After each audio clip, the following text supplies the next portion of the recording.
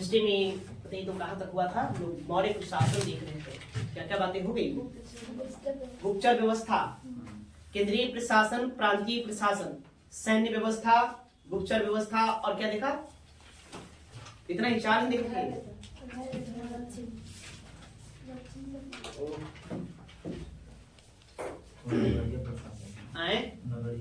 नगरीय प्रशासन देखा ना। मौर्य प्रशासन में, मौर्य प्रशासन में बने थे, मौर्य प्रशासन, इस मौर्य प्रशासन में अभी चर्चा कहाँ कहाँ की थी।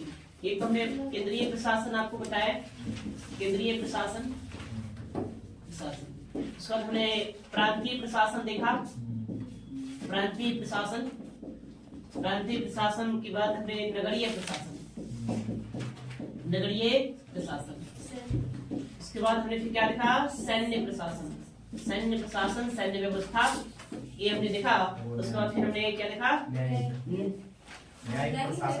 गुप्तचर व्यवस्था देखा, गुप्तचर व्यवस्था, इतना अध्ययन कर लिया ना। चलिए अब आइए, अब हम अगला पढ़ते हैं, ठीक है, न्यायिक। हाँ चलो, हेडिंग आप लोग दीजिए तो न्यायिक प्रशासन, प्रशासन में जो पढ़ना ऊपर नहीं है, इसको थोड़ा थोड़ा सा बात है, इसको जानना है।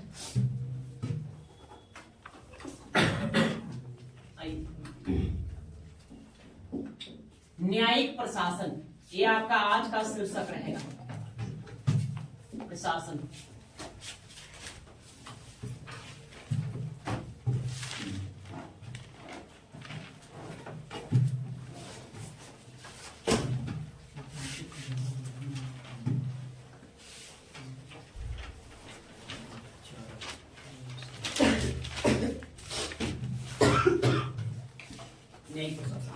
देखिए, अब जानते हैं कि मौर्य साम्राज्य जो था वो कैसा था, राजतंत्रात्मक था।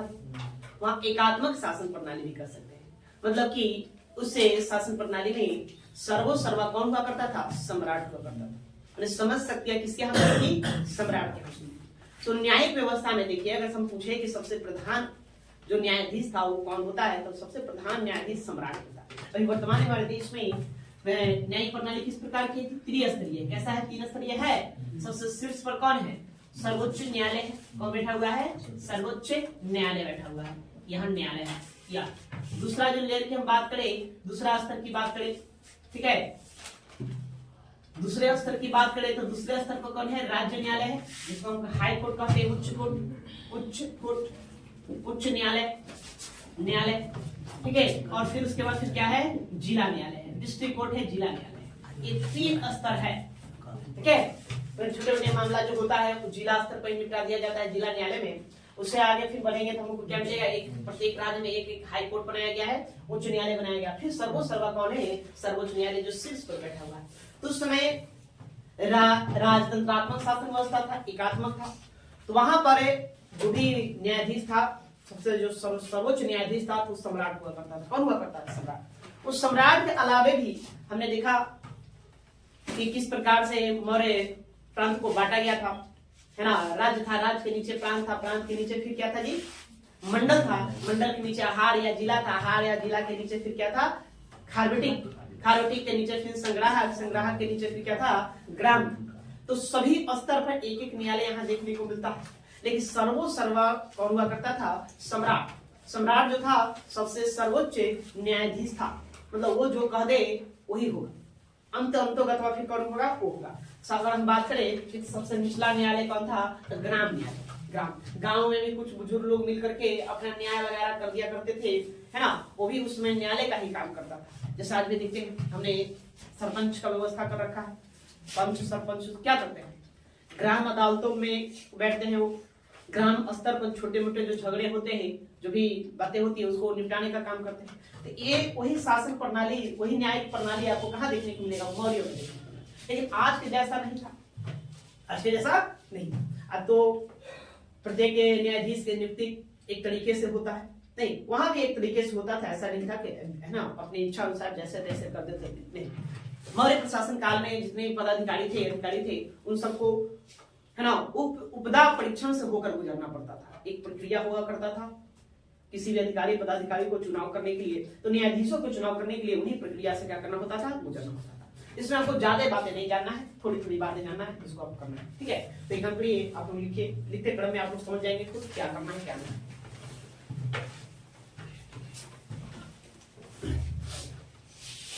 पॉइंट बना के आप 10 पॉइंट है, इसको आप लिखिए। तो मौर्यों के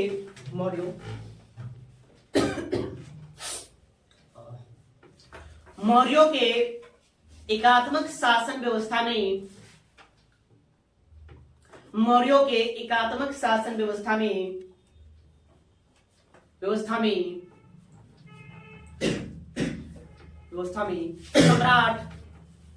सम्राट सर्वोच्च न्यायाधीश होता था।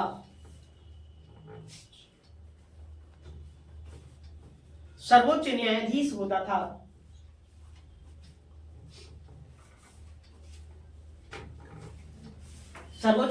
होता था।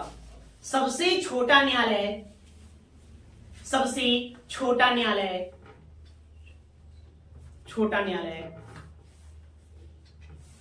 ग्राम न्यायालय था।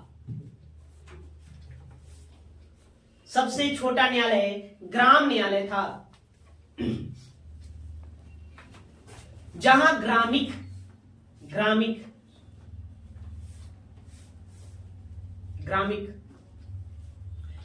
वृद्धजनों की सहायता से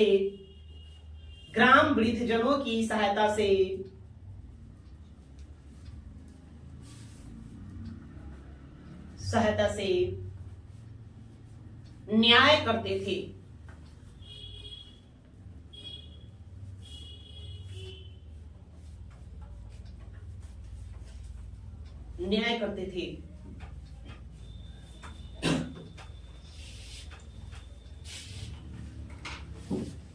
ठीक है। या तो सबसे ऊपर में कौन रहेगा? सम्राट। और सबसे नीचे में कौन रहेगा जी? ग्राम न्यायालय रहेगा। ठीक है, सबसे नीचे में ग्राम न्यायालय रहेगा। अब देखिए, सबसे नीचे लास्ट पैदान पर ग्राम न्यायालय थे, ग्राम न्यायालय। अब ग्राम न्यायालय के ठीक आप ऊपर जाएंगे तो आपको मिलेगा संग्राहन न्यायालय। संग्राहन न्यायालय के ठीक ऊपर आपको मिलता था खार्वेटिक न्यायालय। खार्वेटिक न्यायालय के ठीक ऊपर जाइएगा तो आपको मिलेगा स्थानिक या स्थानीय न्यायालय। हाँ, और दोनों का व्यवस्था नहीं था न्यायालय, एक सिस्टम चलेगा। ठीक है, ठीक इसके ऊपर आप जाइएगा तो आपको मिलता है था जनपद न्यायालय की व्यवस्था की गई थी। और ठीक जनपद न्यायालय के ऊपर कौन हुआ करता था? सम्राट। या मतलब ये सिस्टम था। तो सबसे टॉप पर कौन बैठा हुआ है? सम्राट बैठा हुआ, मतलब ये सर्वोच्च। अगर नीचे कुछ फैसला न होता है तो अंततः जाकर के ये जो सम्राट कहेगा सो वो मान्य होगा, है ना। और सबसे निचला पैदान पर कौन था? ग्राम न्यायालय था। जिससे वर्तमान में हम देखते हैं सर्वोच्च न्यायालय में सबसे टॉप पर है और जिला न्यायालय नीचे है। और उसके नीचे आएंगे तो ग्राम पंचायतों में हमने ग्राम न्यायालय का भी स्थापना हम लोगों ने भी कर रखे। ये उस समय का प्रतीक हुआ करता था। बस समझे? तो लिखिए, अब लिखिए ग्राम न्यायालय के ऊपर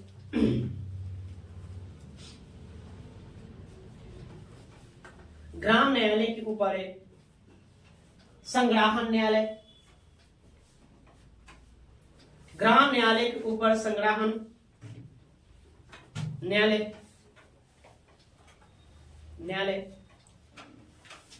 कॉमा देंगे। खार्वेटिक न्यायालय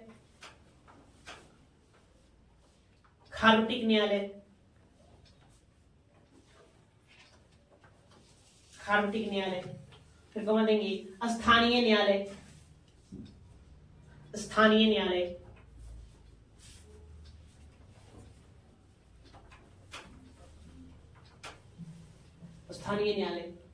और जनपद न्यायालय था।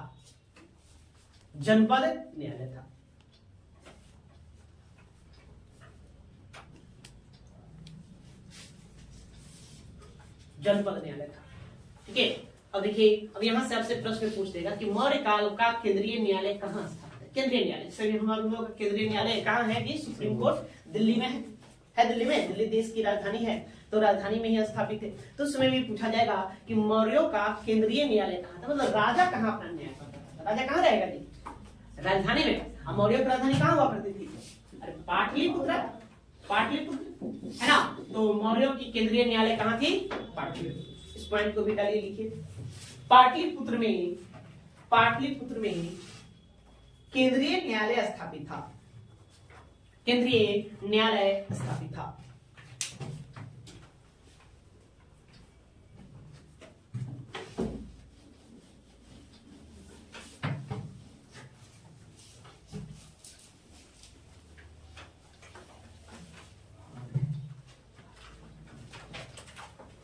ठीक है, ठीक है। कि जितना न्यायालय आप देखें, तीन न्यायालय में मामला दो तरह का जाता था। कितने तरह का? दो तरह का मामला जाता था। एक दीवानी मामला जाता था, दूसरा क्या जाता था? फौजदारी मामला जाता था। तो दीवानी मामला और फौजदारी मामला, मामलों के आधार पर इस समस्त न्यायालय को दो भागों में बांट दिया गया। कितने भागों में? दो भागों में बांट दिया। जो एक दीवानी न्यायालय का मामला देखता था, एक फौजदारी का देखता था। तो देखिए, इन समस्त न्यायालयों को दो भागों में बांटा गया। दो भागों में बांटा गया।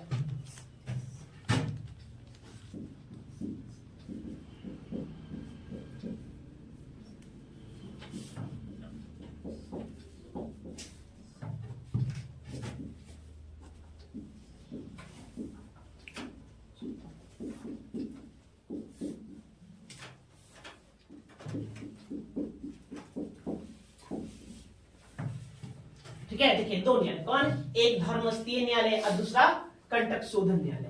तो ये जो धर्मस्थीय न्यायालय था, ये क्या करता था? ये दीवानी मामला देखता था। कौन सा मामला? दीवानी मामले।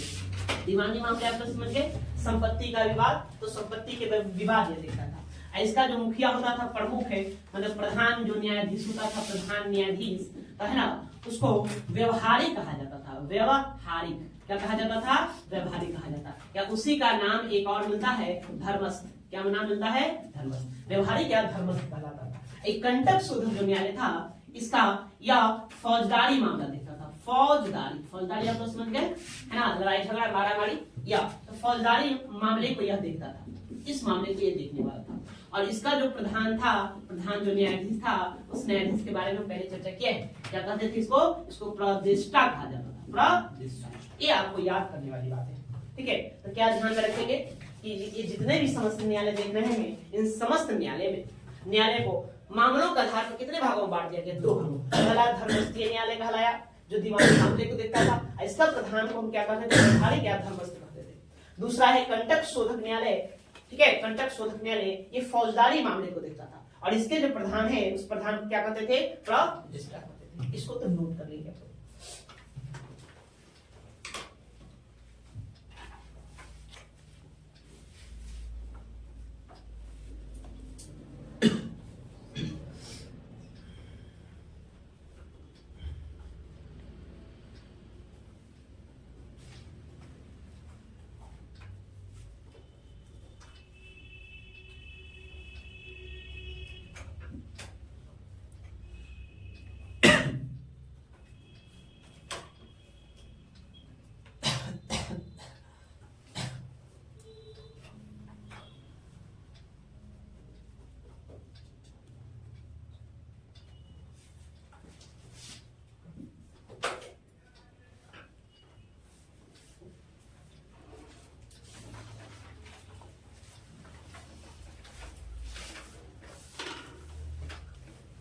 गया।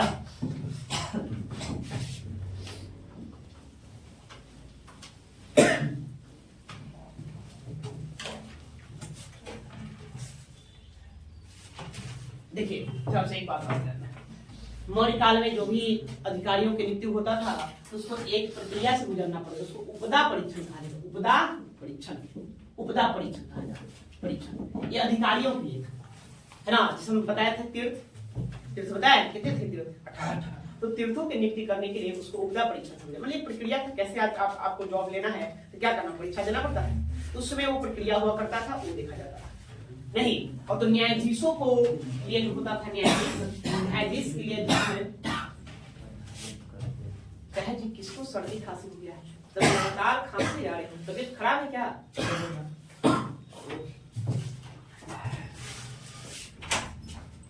इसको धर्मोपदा शुद्ध कहा जाता है। प्रश्न आपसे पूछा जाएगा नहीं कि मौर्य काल में न्यायाधीशों की नियुक्ति किस प्रक्रिया द्वारा होता था? कौन सा प्रक्रिया? धर्मोपदा शुद्ध, ये प्रक्रिया से होता था। मंत्रियों की नियुक्ति यदि पूछा जाए तो उसको कहते थे सर्वोपदा शुद्ध, सर्वोपदा शुद्ध। और अधिकारियों की नियुक्ति जो होता था उपदा परीक्षण। तो ये 3 प्रक्रिया है जिससे आपको होकर गुजरना होगा। कैसे भाई? आपको और बढ़िया अधिकारी बनना है तो सिविल सर्विस पास करना होगा, छोटा मोटा अधिकारी के लिए उसका अलग से एग्जाम लिया जाता है। तो उसी प्रकार से वहां ये इस तरह की व्यवस्था थी। मतलब क्या व्यवस्था थी? क्या आपको ध्यान में रखना है कि मौर्य काल में जितने भी अधिकारी थे उन अधिकारियों की नियुक्ति के लिए कौन सा प्रक्रिया अपनाया जाता था? तो उपदा परीक्षण। न्यायाधीशों की नियुक्ति के लिए धर्मोपदा शुद्ध, और मंत्रियों की नियुक्ति के लिए कौन? सर्वोपदा शुद्ध। नहीं, ये अधिकारी के लिए था, अधिकारी को। ये किसके लिए था? नहीं, तो न्यायाधीश के लिए था, न्यायाधीश। और यह किसके लिए था? ये जो था ये मंत्रियों के लिए था। जो भी मंत्रियों की नियुक्ति होता था उन मंत्रियों को इस प्रक्रिया से गुजरना पड़ता था। तो लिखिए तो न्यायाधीशों की नियुक्ति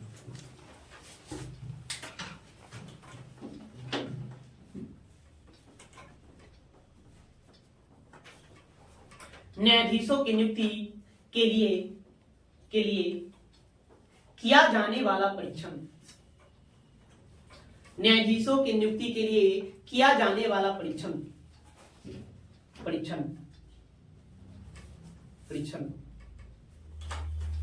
धर्मोपदा शुद्ध कहलाता था।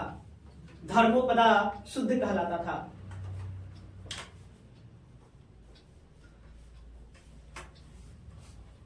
धर्मोपदा शुद्ध कहलाता था। वहीं पर आप दोनों पॉइंट को डाल दीजिए। उपदा परीक्षण के लिए तो अधिकारी के लिए, और सर्वोपदा शुद्ध या मंत्रियों के लिए।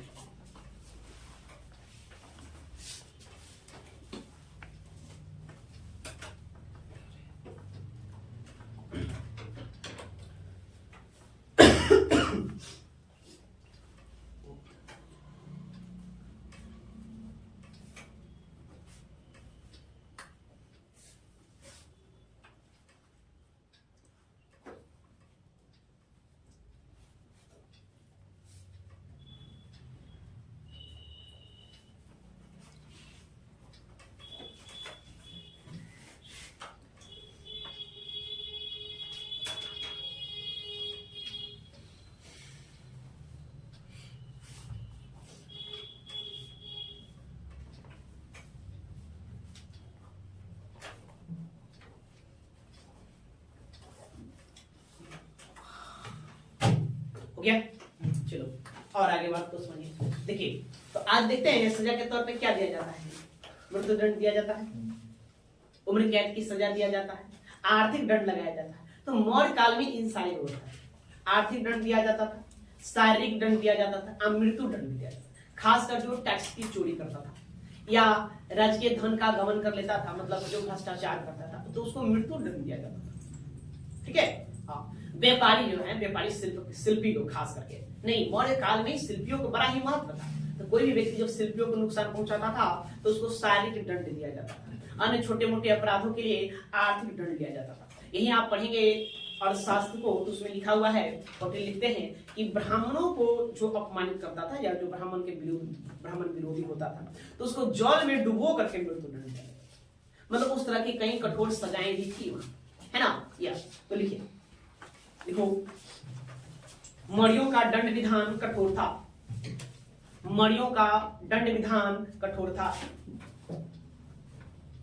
मौर्यों का दंड विधान कठोर था।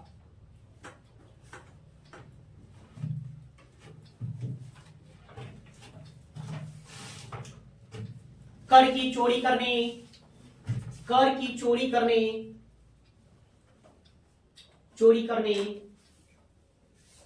तथा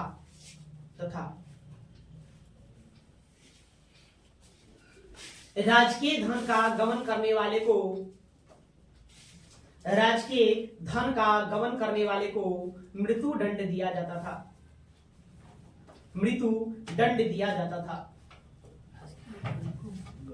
राजकीय धन को गमन करने वाले को मृत्यु दंड दिया जाता था।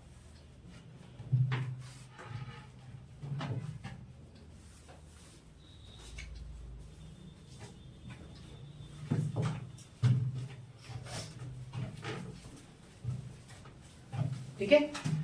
तो आपको न्यायिक प्रणाली से इतना ही ध्यान में रखना है, अब ज्यादा नहीं। अब आइए आगे। राजस्व प्रशासन, राजस्व प्रणाली।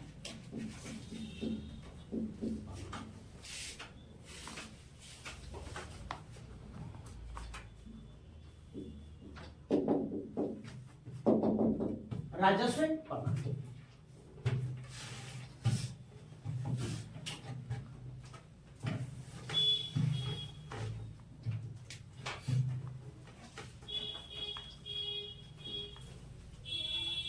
हो गया। आप जान रहे हैं कि मौर्य बहुत बड़ी विशाल साम्राज्य था। उतने बड़ी विशाल साम्राज्य को चलाने के लिए बहुत सारे कर्मचारियों की जरूरत पड़ेगी नहीं, मंत्रियों, मंत्री, संतरी, सैनिक, अन्य प्रकार के कर्मचारी उतने ज्यादा पड़ेगी। बहुत सारी व्यवस्थाओं को देखना होगा, नगर का व्यवस्था देखना होगा, राज्य का व्यवस्था देखना होगा। ठीक है, तो इस सब को संचालित करने के लिए आपको क्या चाहिए? धन चाहिए। बिना धन का आप कर सकते हैं? बिल्कुल नहीं कर सकते। तो राज्य को धन की प्राप्ति कहां से होगा? तो उसको लेकर के लोग क्या करते हैं? कर लगाते हैं, टैक्स। आज भी वर्तमान में देखें, भारत जैसे विशाल भूखंड को चलाने के लिए लोग क्या करते हैं? टैक्स पे करते हैं। वो टैक्स पे करते हैं, जनता सब लोग सरकार को टैक्स देती है और सरकार उन्हीं पैसों का प्रयोग जनता की कल्याणकारी योजनाओं में लगाती है। ये तो सिस्टम चलते आ रहा है। तो उस समय भी यही था। नहीं, मौर्य लोग भी क्या करते थे? वो टैक्स लगाते थे, लोग पर टैक्स बांधते थे। टैक्स लगाने के लिए उसने एक अधिकारी बना रखा था, समाहर्ता। बताते हैं आपको, चर्चा किए थे कि समाहर्ता नामक अधिकारी था। उसी अधिकारी के माध्यम से क्या किया जाता था? टैक्स वसूला जाता था। तो टैक्स कहाँ लगाया जाएगा? तो टैक्स लगाया जाएगा एक तो खेती पर, भूमि कर, आज लगता है भूमि कर, है ना, लगता है लैंड रेवेन्यू जिसको कहते हैं। तो भूमि पर टैक्स लगाया जाता, जो खेती बाड़ी करता था उस पर, है ना। राज्य के इनकम का, आय का मुख्य स्रोत भूमि कर ही था। इसके अलावे भी अन्य प्रकार के कर थे, इससे व्यापार वगैरह होते, उन व्यापारों से भी कर लिया जाता था, है ना। राज्य क्या करता है? अन्य प्रकार की सुख सुविधाएं दे रहा है, तो उस सुख सुविधाओं के बदले भी आपसे क्या किया जाएगा? कर लिया जाएगा। तो इस प्रकार से कर लिया जाता है। इसमें कोई ज्यादा विशेष बातें आपको जानना है नहीं, जो एग्जाम में पूछे जाते हैं हम सिर्फ उन्हीं बातों पर चर्चा करेंगे, ज्यादा विशेष नहीं। ठीक है, ऐसे बहुत सारी बातें हैं, तो आप लोग लिखने का काम करेंगे, लिखने क्रम में सारी बातें समझ में आ जाएगी। लिख दो, स्वास्थ्य ठीक नहीं है। देखिए, विशाल मौर्य साम्राज्य, विशाल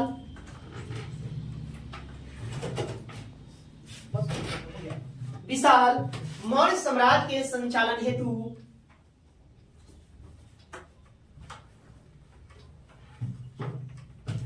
विशाल मौर्य साम्राज्य के संचालन हेतु सुदृढ़ वित्तीय व्यवस्था की आवश्यकता थी।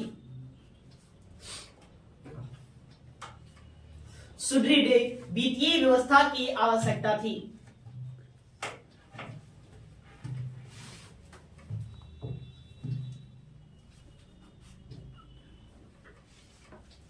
वित्तीय व्यवस्था की आवश्यकता थी। इस वित्तीय व्यवस्था के संचालन हेतु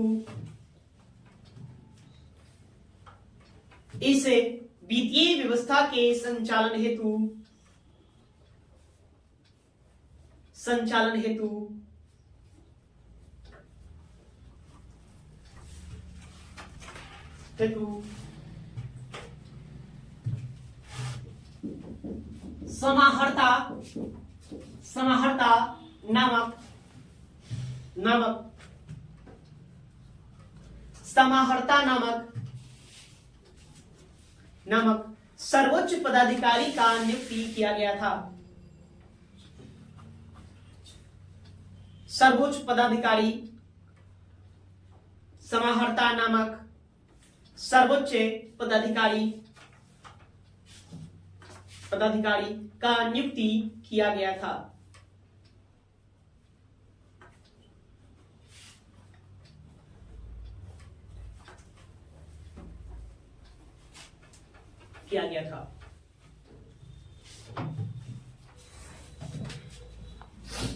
कौटिल्य के अर्थशास्त्र में लिखिए, कौटिल्य के अर्थशास्त्र में 7 प्रकार के करों,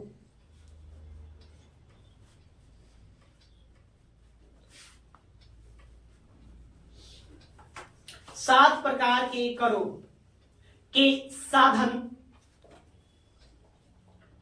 के साधन मिलते हैं। साधन का उल्लेख मिलते हैं। कौटिल्य के अर्थशास्त्र में 7 प्रकार के करों के साधन का उल्लेख मिलते हैं।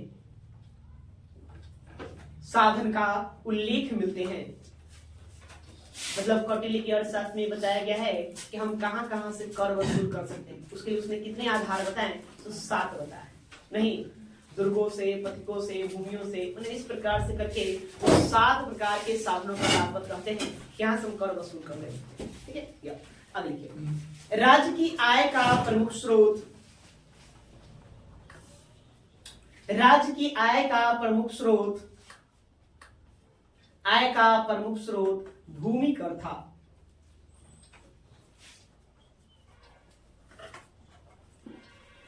भूमि कर था।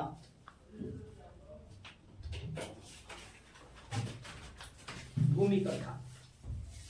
ठीक है, तो मुख्य रूप से कहां से इनकम प्राप्त करते हैं? नहीं, आज देखिए भारत सरकार की इनकम का मुख्य स्रोत क्या है?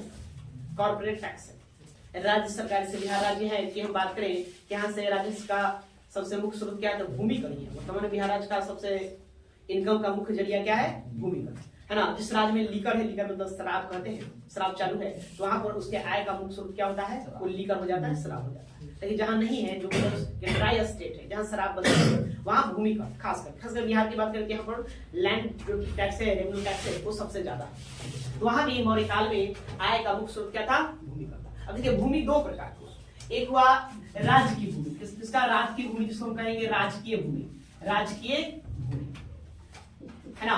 एक निजी व्यक्तियों की भूमि, निजी भूमि, निजी भूमि मतलब आदमी वो कहते हैं ना कि सरकारी जमीन है और लोग कहते हैं हम मेरा है भाई, अपना पर्सनल, तो निजी है। तो 2 तरह का प्रकार के उस समय भी भूमि था, एक राजकीय भूमि, एक क्या था? निजी भूमि। तो राजकीय भूमि से प्राप्त कर, जो कर प्राप्त होता उसको कहा जाता था सीता कर। क्या कहा जाता था? सीता कर। और निजी भूमि से प्राप्त कर उसको कहा जाता था भाग। क्या कहा जाता था? भाग कहा जाता था, मतलब नाम दिया गया। तो आपको यहाँ से ध्यान में रखना है, यह तीनों बातें प्रश्न आपसे बनेगा कि मौर्य काल में आय का मुख्य स्रोत क्या था? क्या था? भूमि कर। नहीं, तो सरकारी भूमि से प्राप्त आय को क्या कहा जाता था? तो सीता कर कहा जाता था। और निजी भूमि से प्राप्त आय को उसको क्या कहते थे? भाग कर कहते थे। ये ध्यान रखते हैं, दोनों पॉइंट को ही आप डाल लीजिए नीचे। देखिए,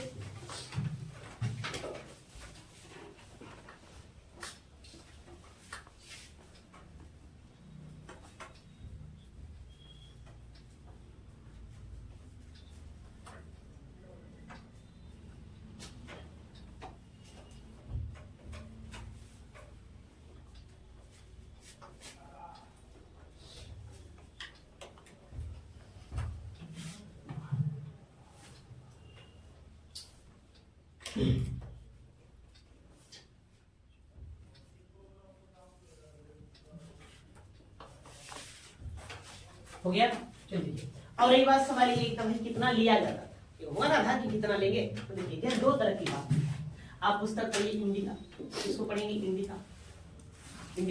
इंडिका कहता है कि कुल उपज का 1/4 भाग, कितना भाग? 4 भाग लिया जाता है। लेकिन कौटिल्य का आप अर्थशास्त्र के अनुसार चलेंगे तो वो बताता है कि नहीं, कुल उपज का 1/6 भाग भूमि कर के रूप में लिया जाता है। 1/4 भाग कितना परसेंट हो गया? 25%। 1/4 भाग 25% हो गया। 1/6 भाग कितना हो गया? 16.2/3%। नहीं, मैंने यही आधार बताया जाता है।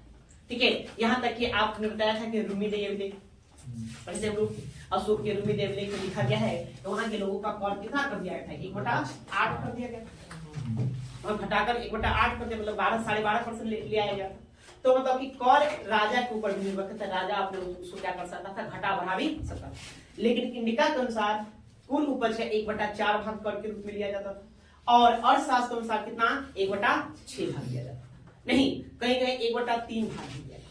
1/3 भाग कहाँ लिया जाएगा? देखिए, अब जो राजकीय भूमि है, राजकीय भूमि सरकारी जमीन है, तो राजा अपने खेती तो करेगा नहीं, शासक क्या करेगा?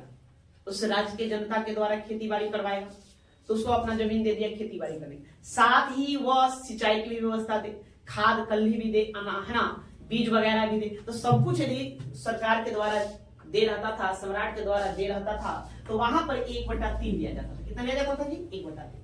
आपका खुद का भूमि है तो वहां 1/6 दिया, आप बाकी उसमें जो भी है अपने अपने पास से इसमें इन्वेस्ट करेंगे। समझ गया? तो इसीलिए कर आपसे वहां पूछा नहीं जाएगा कितना लिया जाता है, क्या कितना नहीं लिया जाता नहीं। तो यहाँ तक देखेंगे कि मौर्य काल में प्रश्न नहीं बना है, क्योंकि बहुत ही अलग अलग प्रकार की प्रक्रिया यहाँ पर देखने को मिलती है। तो कर कैसे देते थे, अनाज की पैसा देंगे, तो दोनों रूपों में उसको इच्छा है कि भाई हम अनाज दे दे, नहीं लो मेगास्थान के अनुसार अगर मान लेते हैं कुछ 100 केजी अनाज उगाता है तो इसके अनुसार 1/4 कितना दी 4, अर्थात कितना केजी 25 केजी। 25 केजी उसको कितना देना होगा, गवर्नमेंट को पे करना होगा। इसके अनुसार 16 केजी देना होगा, राजा को देना होगा। नहीं तो आप तो अनाज दे दीजिए, नहीं तो उस अनाज के मूल्य के बराबर पैसा पे करना है। तो टैक्स नगद अनाज दोनों के रूप में दिया जाता था, ये भी याद रखना। अच्छा, कुछ ऐसे भी होते थे अधिकारी पदाधिकारी या कोई ग्रामीण, तो उसको क्या किया जाता था, उसको भूमि मुक्त कर दिया जाता, कर मुक्त कर दिया जाता था। तो जिससे कर नहीं लिया जाता उसको, है ना, तो वैसे भूमि को परिहार कहा गया। क्या कहा गया, परिहार।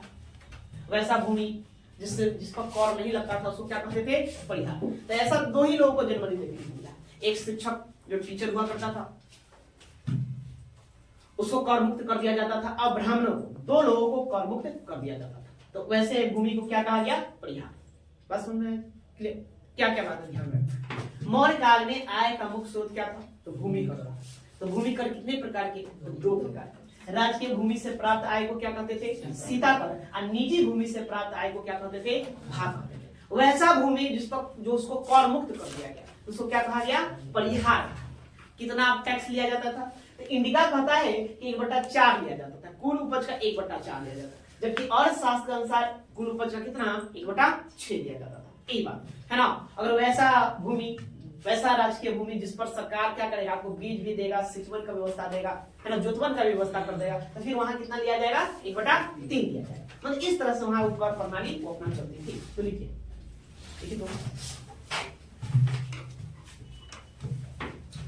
कृषकों को भूमि कर के रूप में, कृषकों को मतलब कि किसानों को, कृषकों को भूमि कर के रूप में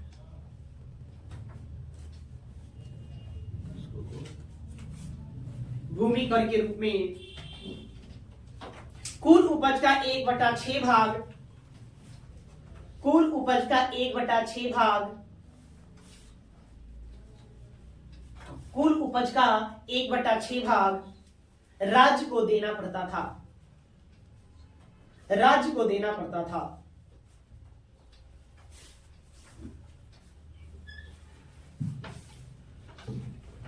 राज्य को देना पड़ता था। जबकि मेगा अस्थनीज के अनुसार, जबकि मेगा अस्थनीज के अनुसार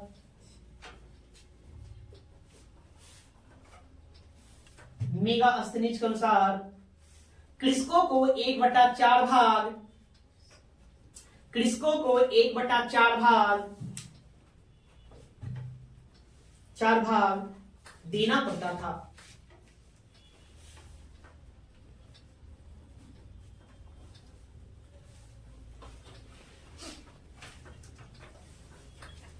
देना पड़ता था।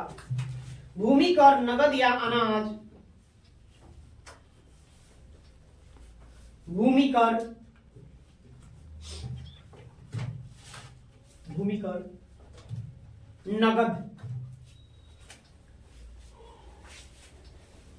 नगद या अनाज दोनों रूपों में मान्य था, दोनों रूपों में मान्य था।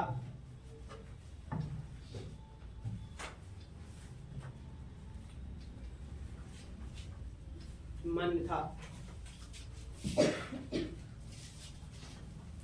आगे भूमि कर से मुक्ति को, भूमि कर से मुक्ति को परिहार, परिहार कहा जाता था।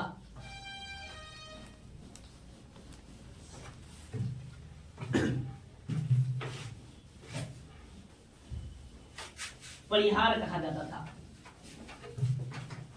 ठीक है, ये कुछ अन्य प्रकार के और कर हैं जिसको आपको ध्यान में रखना है ना।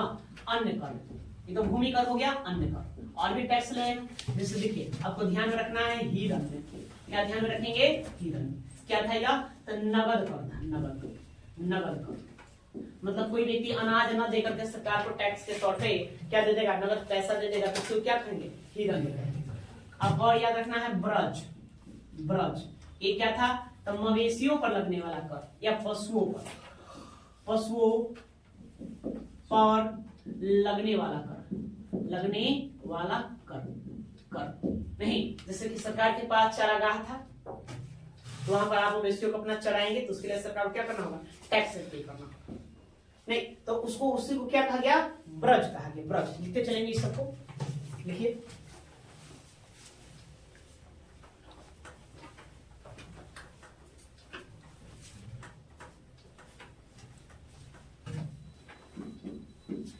पिंड, गांव पर सामूहिक रूप से लगने वाला कर, लगने वाला कर, पिंड का। सेतु,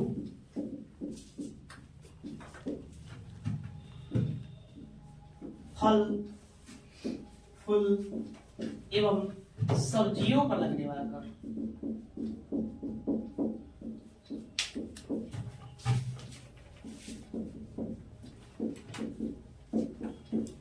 सब्जियों पर लगने वाला कर।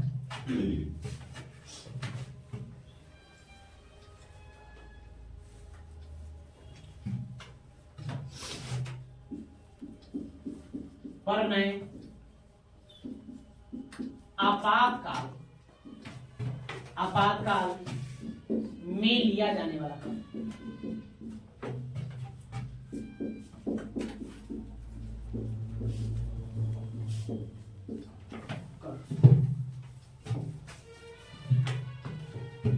और एक और याद रखेंगे प्रवेश, प्रवेश शुल्क, आयातिते, आयातिते वस्तुओं, वस्तुओं और लगने वाला कर, लगने वाला कर।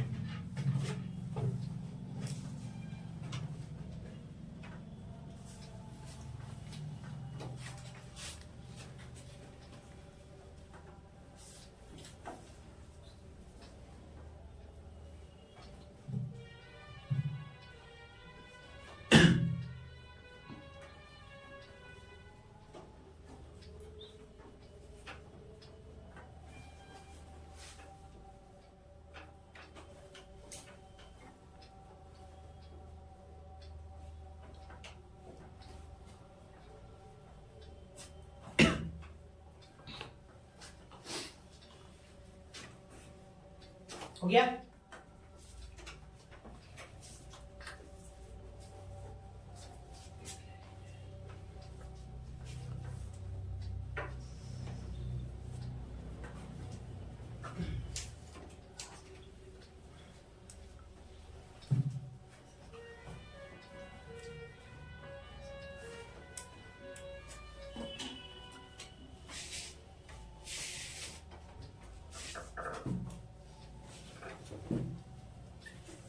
हो गया जी। देखिए और आपको बहुत सारे कर हैं, इसमें आपको इतना ही ध्यान रखिए, यहाँ से आपको प्रश्न बनेगा।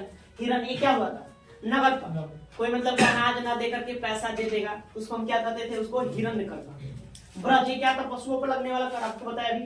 पिंड गांव पर सामूहिक रूप से लगने वाला कर, गांव एक है जो सामूहिक रूप से राज्य को टैक्स पे कर रहा है, उसे क्या कहते थे, पिंड। सेतु फल फूल एवं सब्जियों पर लगने वाला कर, मतलब उस समय फल फूल एवं सब्जियों पर कर लगता होगा, इसे वहां पर सेतु शब्द का प्रयोग करता है कि सेतु कर उसको कहते थे। पर में आपातकाल में लिया जाने वाला कर, मतलब राज्य में कोई इमरजेंसी आ गया, इमरजेंसी के दौरान जो कर लिया जाएगा उसी को क्या कहा गया, परने कहा। प्रवेश, प्रवेश शुल्क या प्रवेश कर या क्या, आयातित वस्तुओं पर लगने वाला कर। आयातित मतलब कोई वस्तु बाहर से दूसरे देशों से चल करके कहाँ आता है, इस राज्य में आ रहा है, मौर्य साम्राज्य के अंतर्गत आता था, यहाँ पर उसको बिक्री करनी है तो वहां जो कर लिया जाता था उसको क्या कहते थे, प्रवेश शुल्क। ठीक है, तो ये 5-6 कर है जिसको आपको ध्यान रखना। ठीक है, अब से और आप प्रश्न जानना होगा, इसके पूछा जाएगा वित्तीय वर्ष।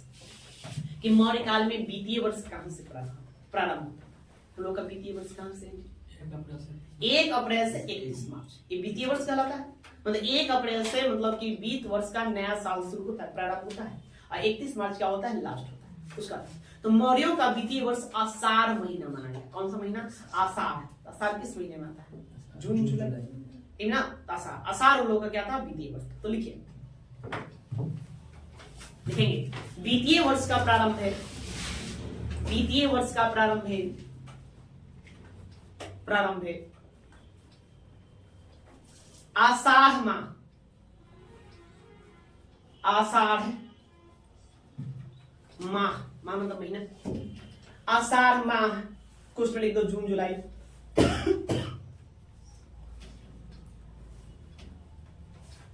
माह से माना जाता था, से माना जाता था। वर्ष में 354, वर्ष में 354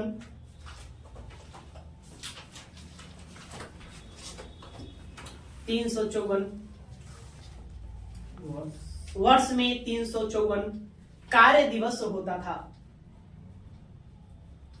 वर्ष में 354 कार्य दिवस होता था।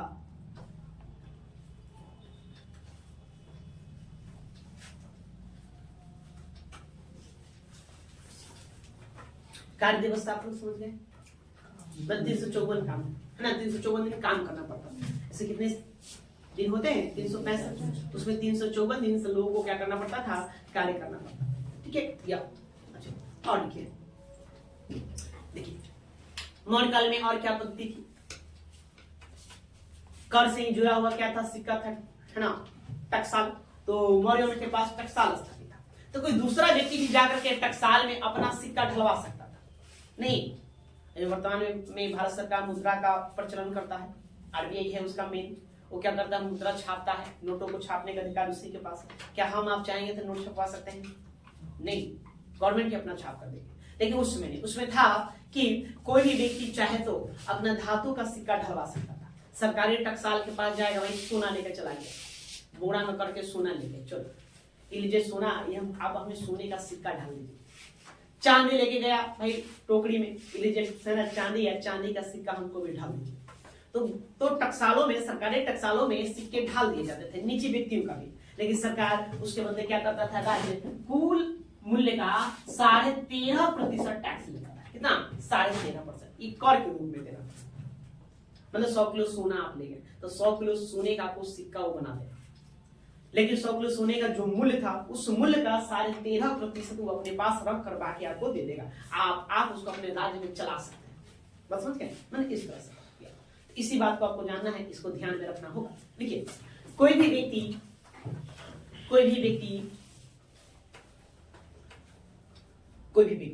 राजकीय टकसाल में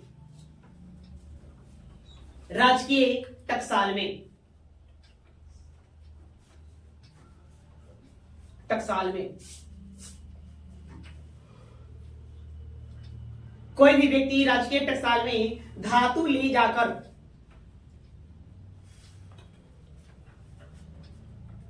ले जाकर सिक्का ढलवा सकता था, सिक्का ढलवा सकता था।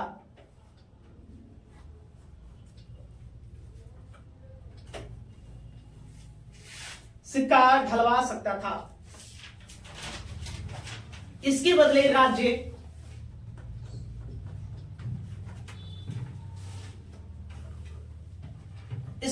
राज्य मूल्य का 13.5%, इसके बदले राज्य मूल्य का 13.5% कर लेता था, टैक्स।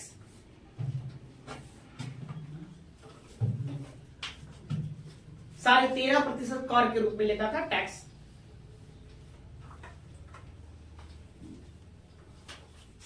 ठीक है, क्लियर है बात? इतना देखिए आप लोग बताएं, टकसाल का प्रधान अधिकारी कौन होता था जी? पढ़े हम लोग, क्या कहते थे उसको?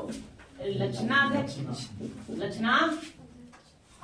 लक्षणाध्यक्ष हमने बताया था कि जो भी टकसाल का प्रधान अधिकारी था उसको लक्षणाध्यक्ष कहा गया। और एक भी बात और बताता है, नहीं कि जब टकसाल में सिक्के ढाल दिए जाते थे तो सिक्कों का निरीक्षण करने वाला जो अधिकारी था उसको क्या नाम दिया गया था? रूप दर्शक। ये पढ़े थे हम लोग, उसको क्या कहा गया? रूप दर्शक कहा जाता था, जो मतलब कि क्या करता था? सिक्कों का निरीक्षण करने वाला अधिकारी। ठीक है, ये भी हमने अध्ययन किया। तो देखिए कर प्रणाली से बस आपको इतना ही ध्यान में रखेंगे, यहाँ से आपको प्रश्न नहीं छूटेंगे, बस इतना ही ध्यान में रखेंगे। अब आइए अब आगे चलता है, फिर टॉपिक को बदलते हैं।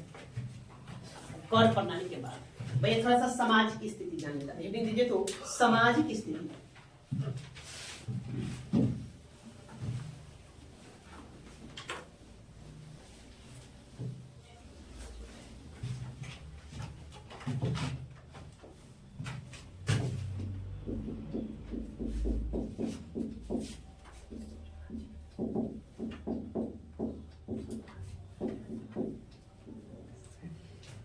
सामाजिक स्थिति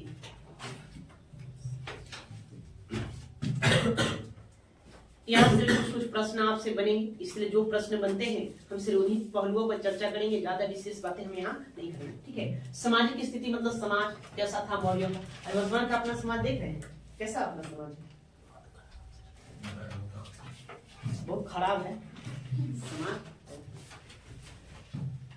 अच्छा है खराब, इस पर चर्चा नहीं करना, मतलब स्वरूप क्या है इस पर चर्चा करना नहीं। कैसा है जी? मातृ सतात्मक या पितृ? बताइए। पितृ सतात्मक समाज है ना, पुरुष प्रधान समाज है, माता प्रधान समाज नहीं, पुरुष प्रधान समाज। नहीं, सरकारी अभी लगी हुई है कि इसको महिला प्रधान भी बनाया जाए, महिलाओं की भूमिका समान समाज में लगभग ठीक ठाक स्थितियां हो गई। नहीं, वैवाहिक पत्ति क्या है? बहुविवाह प्रथा है कि एकल विवाह? मैंने लोग कई सारे शादियां करते हैं, एक ही करता है, एक कहीं नहीं, बहुविवाह नहीं करते, एक ही करता है। खान पान देख ही रहे किस प्रकार का खान पान है। नहीं, तो लोग दाल चावल रोटी ये पसंद करते हैं क्या? या वस्त्र पहनावा और हवा भी देख रहे हैं हम लोग। अभी तो वेस्टर्न सिविलाइजेशन में बदलते जा रहे हैं। हम लोग का धोती कुर्ता नहीं, ये महिलाओं के लिए साड़ी एक पोशाक हुआ करता था, अब जींस टी शर्ट वाली अलग बात है। समाज में बदलाव देखने को मिल रहा है। या संयुक्त परिवार की अवधारणा है कि मतलब एकल, मतलब ज्वाइंट फैमिली लोग लगते हैं कि मतलब क्या अलग अलग क्या करें, दोनों मिला जुला है नहीं। ज्यादातर अब देखते हैं कि लोग अपना अब अलग रहना पसंद करते हैं। ठीक है, सिंगल फैमिली रहना पसंद करता है, पहले लोग ज्वाइंट फैमिली ज्यादा पसंद करते हैं। तो यही समाज है का मतलब, समाज मतलब क्या, मतलब यही स्थितियों को जानना है, क्या कहलाता है समाज कहलाता है। तो मौर्यों के समय भी यही स्थितियां रही थी, है ना। लेकिन बहुत कुछ परिवर्तित भी है, चेंजिंग में ऐसा वाली बात नहीं। उन लोगों का भी समाज जो था पुरुष प्रधान हुआ करता। पोशाक वही धोती कुर्ता अपना लोग पहनते थे। नहीं, महिलाओं के लिए साड़ी हमारा शुरू से ही चलते आ रहा है, वो था। समाज में महिलाओं की स्थिति बड़ा अच्छी थी, आज का जैसा नहीं था। मैंने कोई खराब स्थिति नहीं था आज के जैसा, आज भी बहुत अच्छी स्थिति है महिलाओं का। तो समाज में महिलाओं की स्थिति क्या थी? बहुत ही अच्छी थी। महिलाओं को सम्मान दिया जाता था, लोग कई विवाह करते थे, बहुविवाह प्रथा वहां प्रचलन था। सती प्रथा का उल्लेख नहीं देखने को मिलता है, लेकिन बहुविवाह प्रथा, बाल प्रथा, नियोग प्रथा, माने ये सब प्रथाएं वहां क्या थी? समाज में देखिए वेश्यावृत्ति भी प्रचलन में था। नहीं, कुछ महिलाएं जो स्वतंत्र रूप से वेश्यावृत्ति पेशे मुक्त हुई थी, उसको रूपा जीवा कहा गया। क्या नाम दिया गया? रूपा जीवा शब्द से संबोधित किया जाता था। नहीं, हमने गणिका अध्यक्ष का भी चर्चा किया है, जो गणिकाओं को क्या करता था? वो देख रेख करता था, ख्याल रखता था, वो उसकी व्यवस्था थी। वर्ण व्यवस्था थी समाज में, वर्ण व्यवस्था, आज वर्ण व्यवस्था है ना, हम कहते हैं ना जी, ब्राह्मण क्षत्रिय वैश्य शूद्र, ये क्या है? वर्ण व्यवस्था। साथ में जाति व्यवस्था भी आज बनी हुई है कायम, तो उसमें भी वर्ण व्यवस्था का उल्लेख मिलता है। कौटिल्य के अर्थशास्त्र को पढ़ेंगे तो वहां वो साफ साफ उल्लेखित है कि वो वर्ण व्यवस्था का उल्लेख करते हैं। नहीं, सबसे उच्च स्थान किसको प्राप्त था? तो ब्राह्मणों को प्राप्त। आज हमारे समाज में वही है, ब्राह्मणों को उच्च स्थान प्राप्त है। निम्न स्थान किसको? तो शूद्रों को प्राप्त है, वहां भी निम्न स्थान शूद्रों को प्राप्त है। लेकिन कौटिल्य ने अपने पुस्तक अर्थशास्त्र में शूद्रों को आर्य कहा है। क्या कहा है?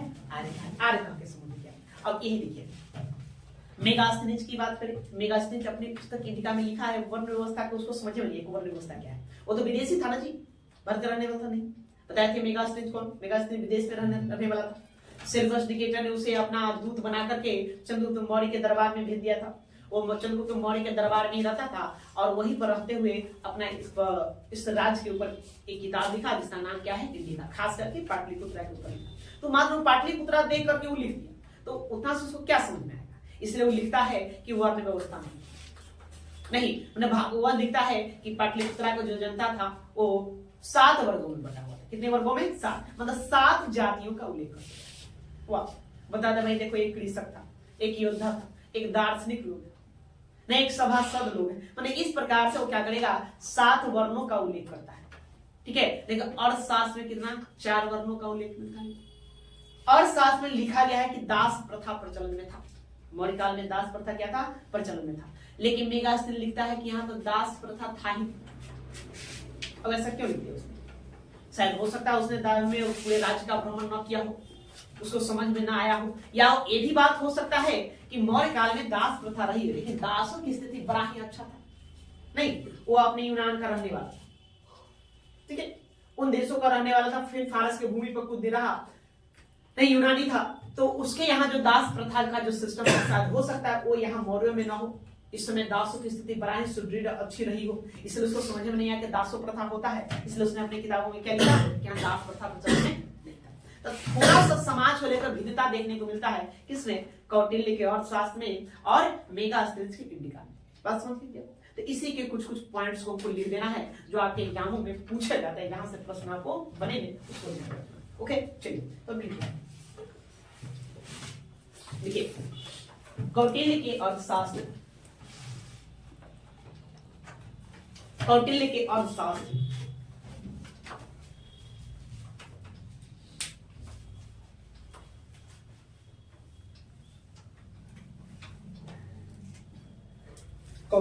मेगास्थनीज की इंडिका,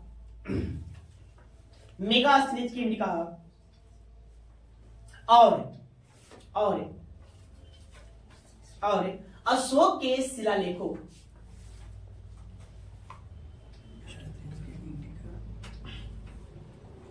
मेगास्थनीज की इंडिका और अशोक के शिलालेखों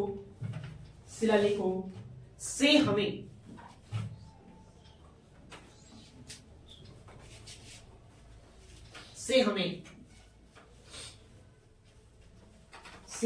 मौर्यकालीन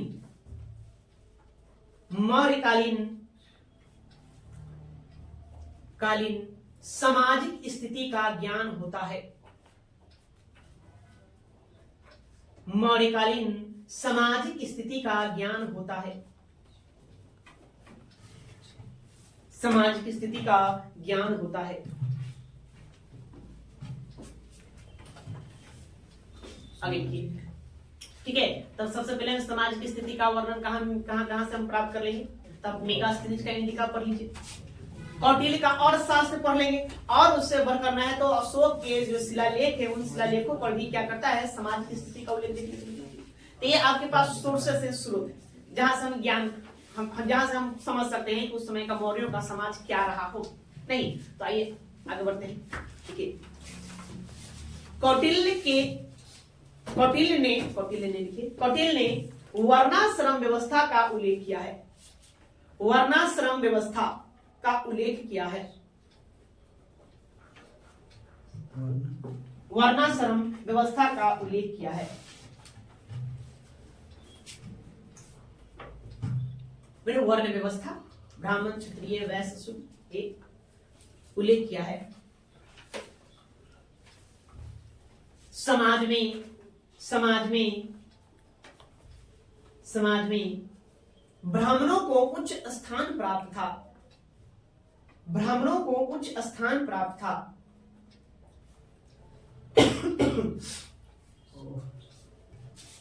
ब्राह्मणों को उच्च स्थान प्राप्त था।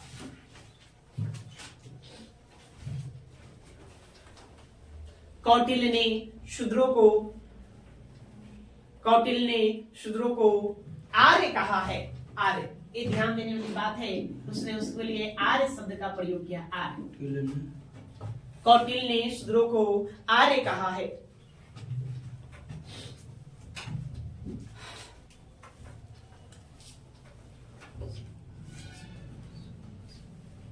आर्य कहा है। मेगास्थनीज, आगे लिखिए, मेगास्थनीज ने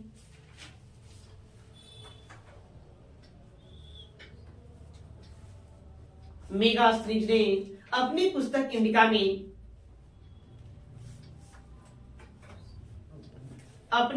इंडिका में इंडिका में 7 जातियों का उल्लेख किया है, 7 जातियों का उल्लेख किया है।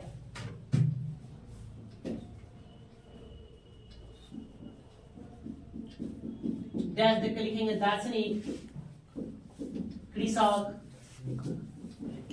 योद्धा, कारीगर,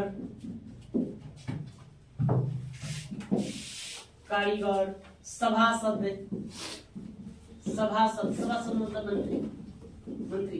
कारीगर मतलब वही शिल्पकार हो जाएगा, कारीगर मतलब कौन हो जाएगा जी, शिल्पकार हो जाएगा। पशुपालक और निरीक्षक।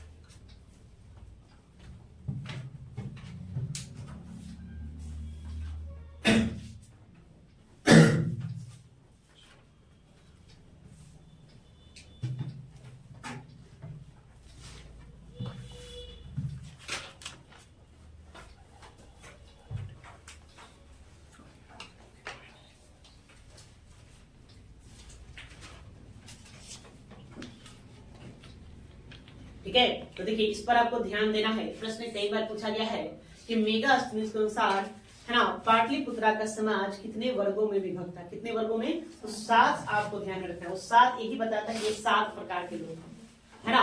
अब वो वर्णाश्रम व्यवस्था का उल्लेख नहीं करता, उसको समझ में नहीं आया होगा वर्णाश्रम व्यवस्था, ठीक है, इसलिए उसका उल्लेख नहीं किया। तो काम के आधार पर काम दे करके बता दिया देखो भाई 7 प्रकार की जाति। दार्शनिक जो विद्वान हो, इसी में ब्राह्मणों को दिया हो है ना, पढ़ने पढ़ाने वाला, शिक्षा दीक्षा की बात करने वाला, कृषक जो खेती बाड़ी करता है, योद्धा जो लड़ता हो, लड़ाई करता हो, नहीं, कारीगर मतलब शिल्पियों को उसने कारीगर नाम दिया। सभासद मतलब जो मंत्री थे। एक पशुपालक जो पशुओं को चराया करते थे, पालते थे, ठीक है, और निरीक्षक मतलब अधिकारी जो निरीक्षण वगैरह का काम करते थे। ये 7 प्रकार का वर्ग बता देता है। कौन बताएगा? विकास।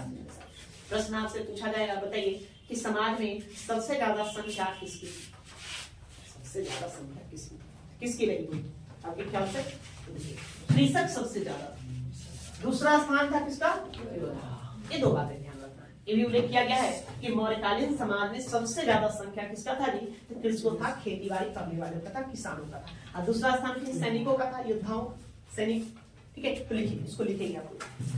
समाज में सर्वाधिक संख्या, समाज में सर्वाधिक संख्या, सामाजिक संख्या कृषकों की थी, कृषकों की थी।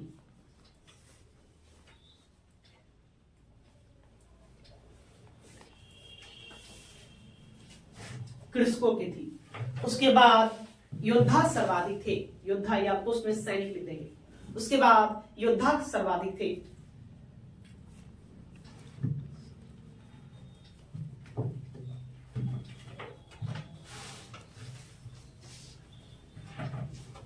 योद्धा सर्वाधिक थे।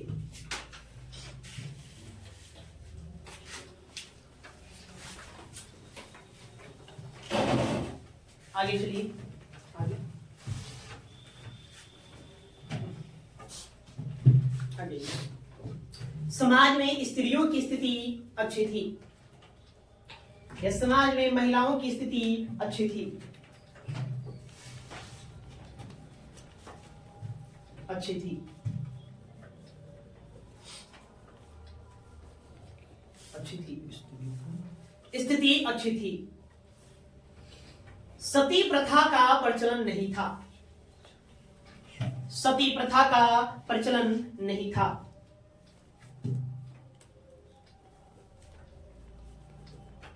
प्रचलन नहीं था।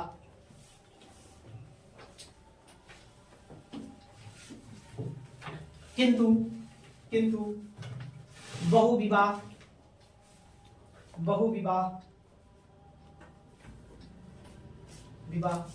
पुनर्विवाह, किंतु बहुविवाह पुनर्विवाह,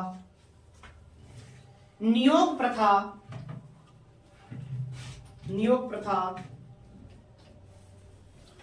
तथा विधवा विवाह प्रचलित थी, तथा विधवा विवाह प्रचलित थी।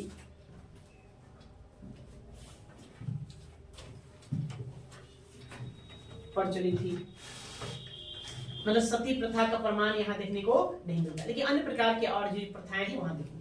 साथ में आप देखिए, हमने आपको पढ़ाया था वैदिक काल में कि विवाह 8 प्रकार के होते हैं। कितने प्रकार? 8 प्रकार। तो उन 8 प्रकार के विवाहों का प्रचलन यहाँ भी मिलता है। तो उस तरह के विवाह का उपयोग करते थे। समझ गए? आगे समाज में वेश्यावृत्ति का भी प्रचलन था। समाज में वेश्यावृत्ति का भी प्रचलन था।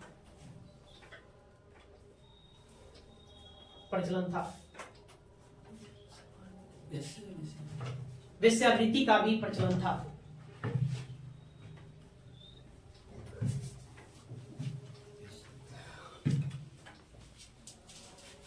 स्वतंत्र रूप से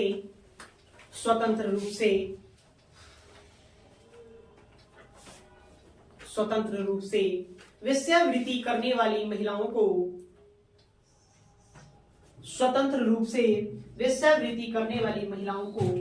रूपा जीवा कहा जाता था। रूपा जीवा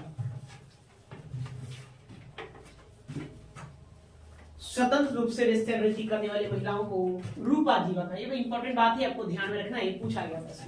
रूपा जीवा कहा जाता था।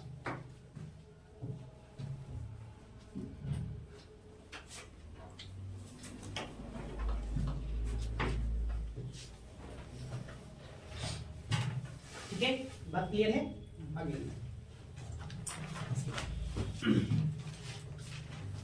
मौर्य समाज में दास प्रथा भी प्रचलित था।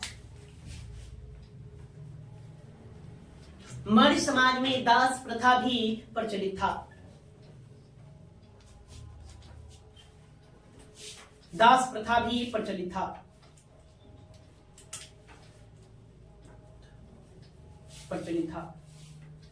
कौटिल्य ने 9 प्रकार के दासों का उल्लेख किया है।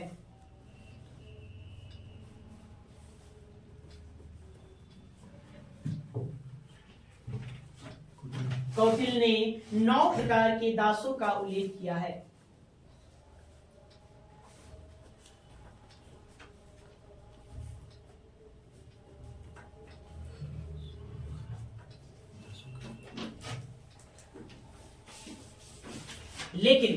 लेकिन मेगास्थनीज के अनुसार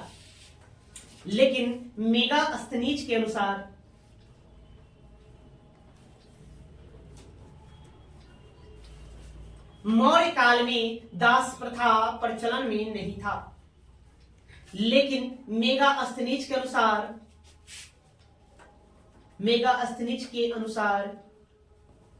मौर्य काल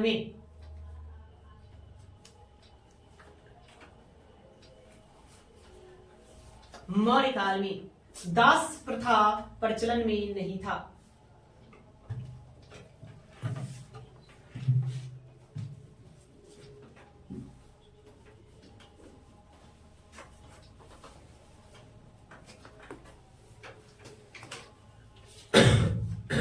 ठीक है, बस समझ गए। समाज में वही ज्वाइंट फैमिली का भी व्यवस्था था। विवाह का उम्र, अगर ये आपसे अगर पूछ दे कि विवाह का उम्र उसमें क्या था, आयु जी या याद रखना है, जो लड़के थे लड़कों के लिए या 16 वर्ष निर्धारित था। कितना? 16 वर्ष।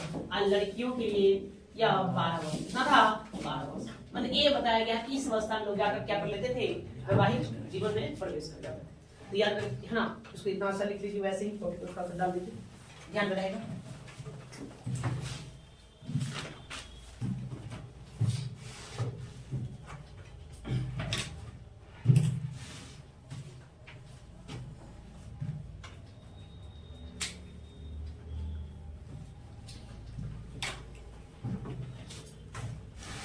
बाकी समाज में देखिए खेल कूद वगैरह थे, मनोरंजन के भी कई सारे साधन थे, खेल कूद थे, लोग जानवरों को भी आपस में लड़ा लिया करते थे।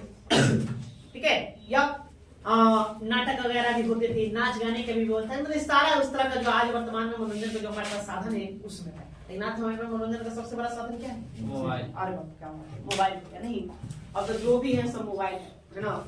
तो सलेट वहीं में अपना जाके खुपचा में बैठ कर उसको चला सकते हैं, मनोरंजन कर सकते हैं। नहीं, पहले ऐसा नहीं जी, थिएटर अब आ गया है, तो उसमें आप समझ सकते होंगे मनोरंजन के साधन क्या रहे होंगे। तो नाच गाना मनोरंजन का साधन था। खेल लोग करते थे, पासे का भी खेल खेलते थे, लूडो खेलने का भी प्रमाण वहां देखने को मिलता है।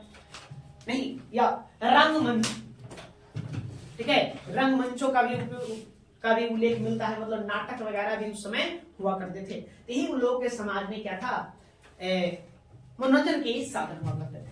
सामाजिक उत्सव त्योहार वगैरह जो आज हम लोग मनाते हैं, उस काल में भी लोग अपना आराम से मनाते थे, तो दिक्कत वाली बात देखने को नहीं मिलता। मतलब आप कह सकते हैं एक लाइन में कि मौर्यकालीन जो समाज था बड़ा ही सुदृढ़ था, बहुत ही अच्छा समाज था, लोग खुश थे। यहाँ पर कृषकों को, उस समाज में कृषकों पर बड़ा ध्यान दिया जाता था, उस समाज में शिल्पकारों को बड़ा ध्यान दिया जाता था, है ना। उन लोगों को सरकारों के द्वारा विशेष सुविधा भी मुहैया करवाई जाती थी, ठीक है। महिलाओं का भी स्थिति ठीक था। कौटिल्य ने अपनी पुस्तक अर्थशास्त्र में लिखा है कि महिलाओं की हत्या नहीं, बहुत बड़ा पाप हुआ करता था, ठीक है। महिलाओं की हत्या कर देना क्या है, बहुत बड़ा पाप, है ना। उसको ब्रह्मा हत्या माना जाता था, तो उसके लिए बहुत ही कठोर दंड का भी प्रावधान किया। तो ये समाज था। लेकिन आपसे जो याद करने वाले जो प्रश्न है, जो बातें हैं, उस पर आप ध्यान दीजिए, है ना, जहां से आपके प्रश्न पूछे जाते हैं, ठीक है। तो समाज के अब आइए आगे, हाँ देखते हैं, उसके बाद फिर हम स्टॉप करेंगे।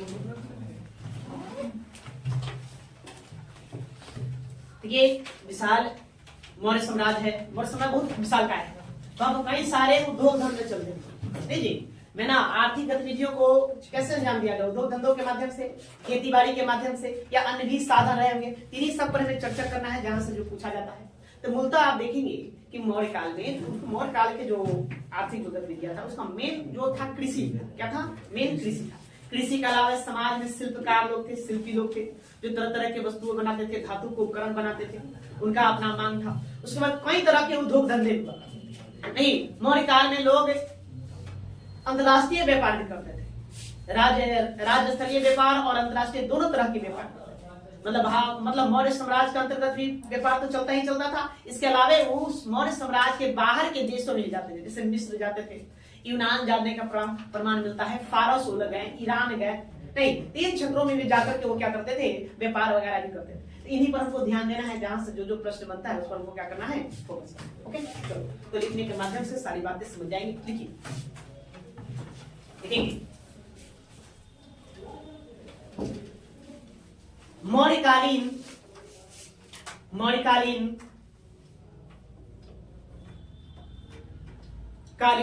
आय का प्रमुख स्रोत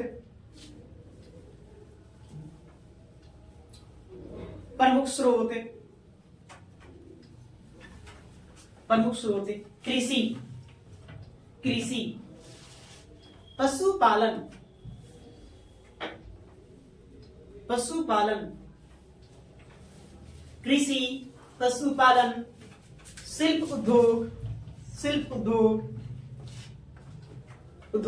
एवं व्यापार वाणिज्य था।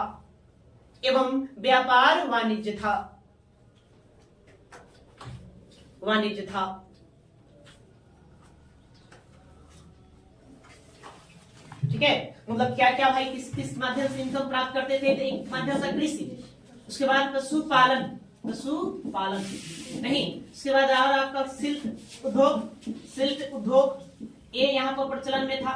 उसके बाद फिर मतलब कि व्यापार वाणिज्य, है ना, व्यापार व वाणिज्य ये सब प्रचलन में था। मतलब व्यापार वगैरह भी करते थे, कुछ उपकरण वगैरह तैयार करते थे, नहीं पशुपालन करते थे, खेती करते थे। जैसे सबसे प्रमुख कौन था, तो कृषि था। खेती पर लोग सबसे ज्यादा क्या करते थे, बल देते थे।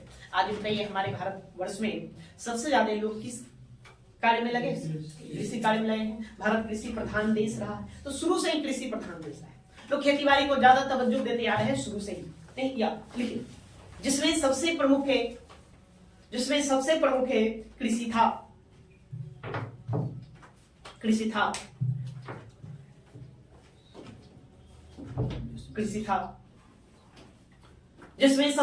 ही कृषि था। कृषि संबंधित उत्पादों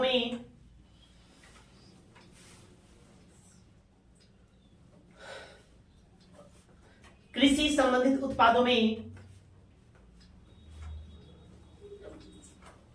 चावल प्रमुख था, चावल प्रमुख था, चावल प्रमुख था। मतलब कि कृषि में सबसे ज्यादा अहमियत किसको लोग देते थे? तो चावल को देते थे, चावल प्रमुख था। कहीं आगे मौर्य काल में वस्त्रोद्योग, मौर्य काल में वस्त्रोद्योग,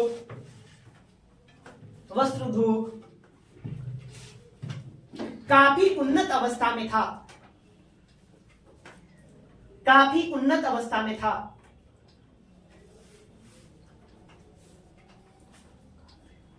वस्त्र उद्योग काफी प्रचलन में था, वस्त्र उद्योग काफी उन्नत अवस्था में था।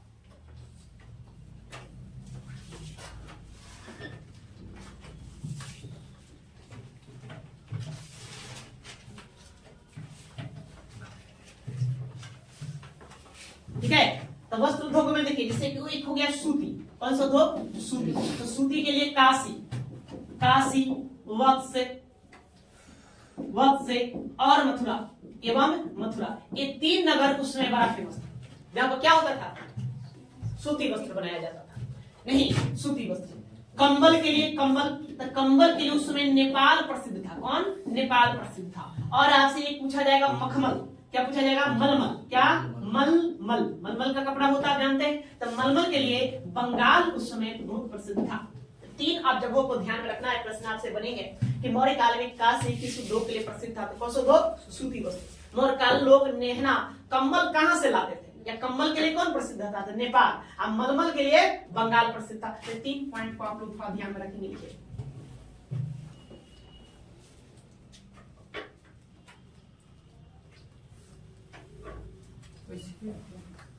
क्या? हाँ, बस वैसे लिख देंगे, ज्यादा मेन प्रश्न आपको यहीं से बनेगा, इसलिए ज्यादा उसको फोकस ना करना है। ऐसा बातें बहुत इतनी है कि क्या है।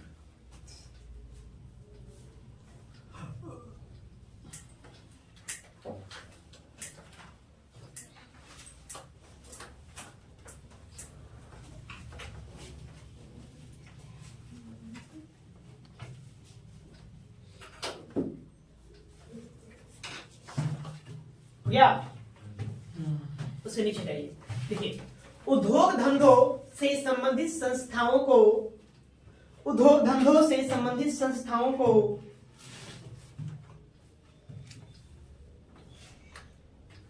संबंधित संस्थाओं को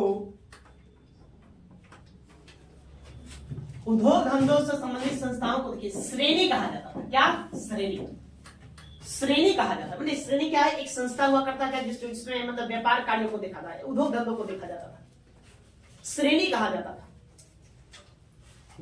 उद्योग धंधों से संबंधित संस्थाओं को श्रेणी कहा जाता था, जिसका प्रधान श्रेष्ठिन या ज्येष्ठन कहलाता था।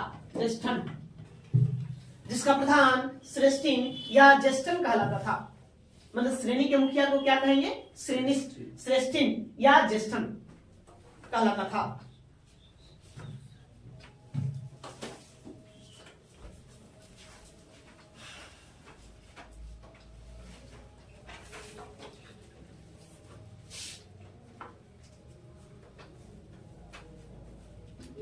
ठीक है, तो इस काल में सबसे ज्यादा लोग बल किस पर दिए? खेती पर, कृषि। कृषि में भी किस पर? तो चावल, चावल पर दिए। उसके बाद उद्योग धंधों के लिए हम बात करें तो सूती वस्त्र पर बड़ा ही उन्नत किस्म था, कंबल भी उन्नत किस्म था, मलमल का भी लोग प्रयोग करते थे। उसमें अगर हम और बात करें और उद्योगों में और क्या फेमस था, तो देखिए पानी वाला जो जहाज होता है, जहाज, व्यापारिक जहाज, तो जहाज का निर्माण भी इस काल में बहुत ही फला फूला। लोग मतलब कि व्यापारिक जहाजों का भी निर्माण बड़े स्तर पर करते थे ताकि हम अंतरराष्ट्रीय व्यापार कर सके। ठीक है, लिखो व्यापारिक जहाजों का निर्माण, व्यापारिक जहाजों का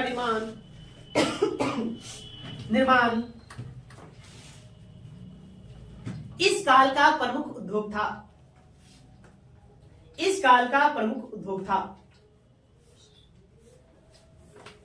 प्रमुख उद्योग था।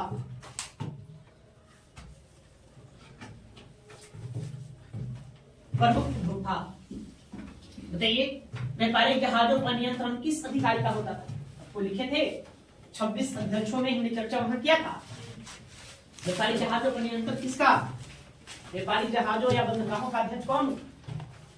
व्यापारी जहाजों का नियंत्रण नवाध्यक्ष आपको हम बताए होंगे वहां पर कि नवाध्यक्ष नामक जो अधिकारी था वो व्यापारी जहाजों पर क्या करता था?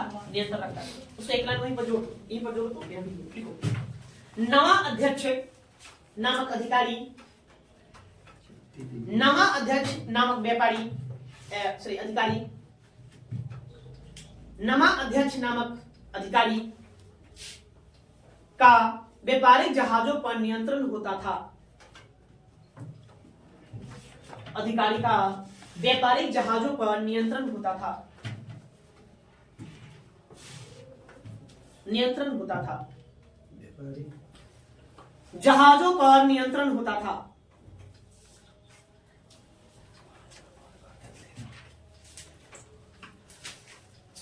ठीक है, अभी थोड़ा सा हम आपको और थोड़ा बता देते हैं। यहां देखेंगे की स्थितियों में है ना कुछ बंदरगाह। अब जहाज है, व्यापारी जहाज, तो दूसरे देशों में व्यापार करने के लिए बंदरगाहों से खुलेंगे।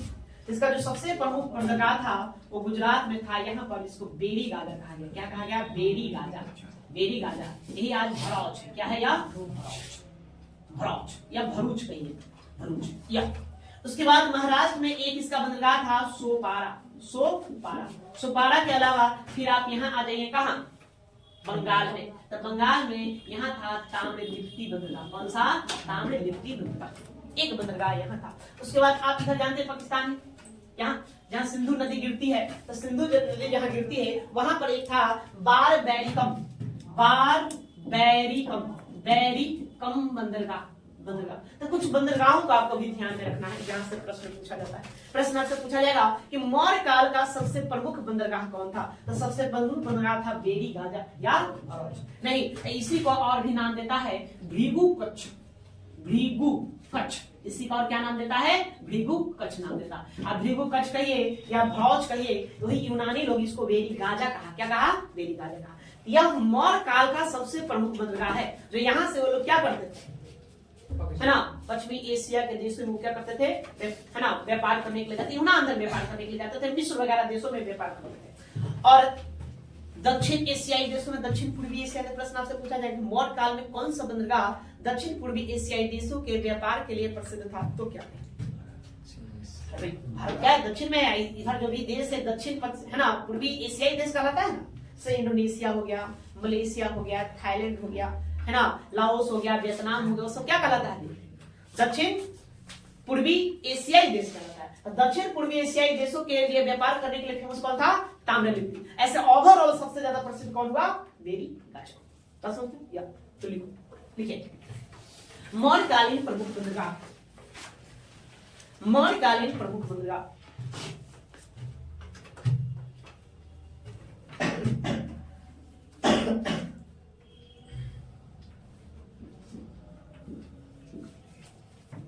भृगु कच्छ, पहले लिखे Bhrigu Kachchh, Barygaza, Barygaza या भरूच। भरूच है ना। क्या जानेंगे? सबसे प्रमुख बंदरगाह। बंदरगाह ये सबसे प्रमुख था। दूसरा आप लिखेंगे सोपारा।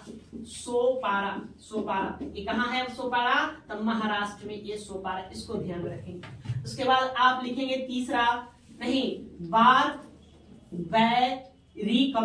बारबैरिकम इसको लिखेंगे।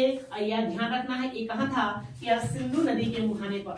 सिंधु नदी के मुहाने पर, नदी के मुहाने पर, मुहाने पर। ठीक है। और ये ताम्रलिप्ति को लिखेंगे चौथा, ये आपका हो जाएगा ताम्रलिप्ति। ये किस लिए जाना जाएगा? तो दक्षिण पूर्वी एशियाई देशों में व्यापार हेतु मतलब यहाँ से जहाज खुलता था। नहीं, हमने पढ़ा था अशोक अपने पुत्र महेंद्र पुत्री संमित्रा को श्रीलंका भेजा। किस बंदरगाह से? ताम्रलिप्ति बंदरगाह, तो वही से भेजा। तो 4 बंदरगाह आप ध्यान में रखेंगे, ज्यादा नहीं, इससे आपका काम चल जाए।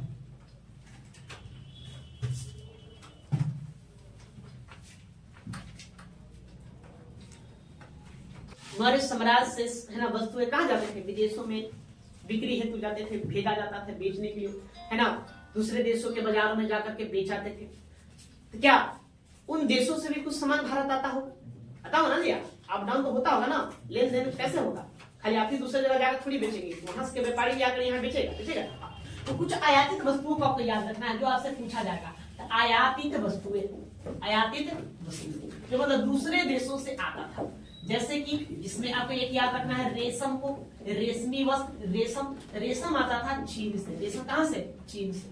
आपको याद रखना है अंजीर ये आता था सीरिया से। आपको ध्यान में रखना है मदिरा, तो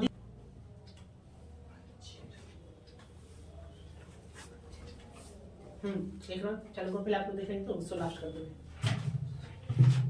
ठीक है। तो ये आपका मतलब आयातित वस्तुएं होंगे जो दूसरे देशों में आता है। रेशम चीन से, अंजीर सीरिया से, मदिरा सीरिया से, घोड़ा कहाँ? पश्चिमी एशिया से।